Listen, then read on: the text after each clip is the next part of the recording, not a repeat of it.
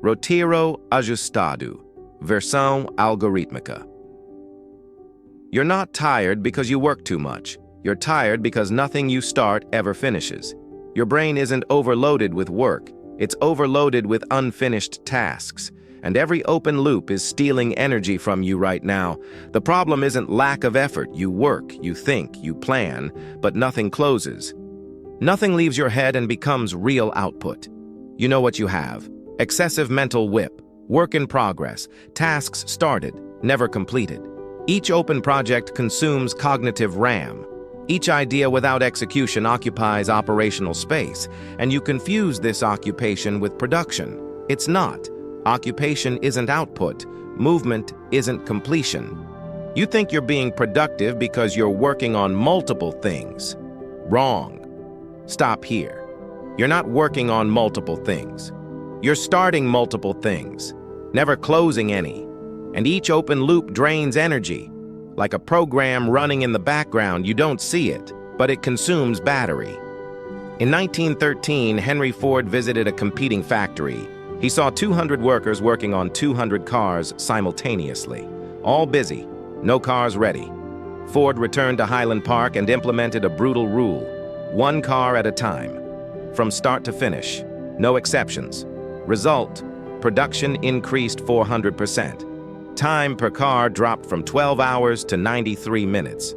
Why? Because he eliminated wipe. He forced completion before new beginning. Your mind works like a production line. The more open loops, the lower the real output. Each task started but not completed occupies cognitive space. That space isn't available to process other things. You become slow, scattered, busy, but unproductive. Ford understood this. He knew efficiency isn't doing more simultaneously. It's completing more, sequentially. Production isn't measured by how many things you're touching. It's measured by how many you deliver. Here's the protocol to close cognitive loops. First, mental whip audit.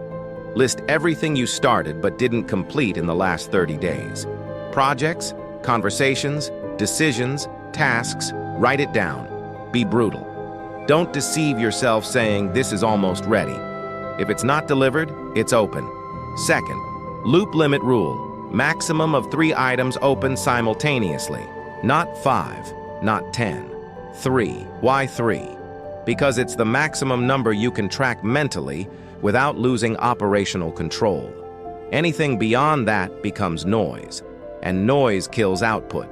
Third, forced completion. Before starting something new, close an existing loop. No negotiation. Doesn't matter if the new idea is more important. Doesn't matter if you're already 90% of the way there. If you have 3 open loops, you close one before opening the 4th.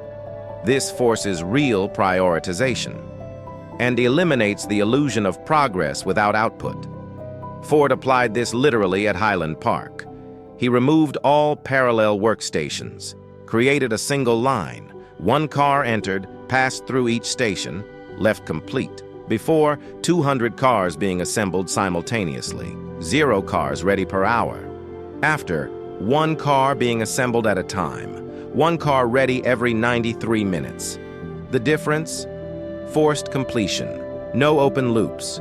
You don't feel busy because you're producing a lot. You feel busy because you're starting a lot and completing little. Your mind can't handle 15 simultaneous projects. It crashes, consumes energy managing open loops. And you confuse this with work. Ford didn't build an empire being busy. He built it forcing completion. Your mind works like a production line. The more open loops, the lower the real output. So do the audit. Close the loops. Limit wipe. And stop confusing occupation with production. If you want to understand how Ford transformed operational chaos into systematic output, watch the next video. There I show the exact protocol he used to cut 80% of industrial waste and how to apply it to your routine.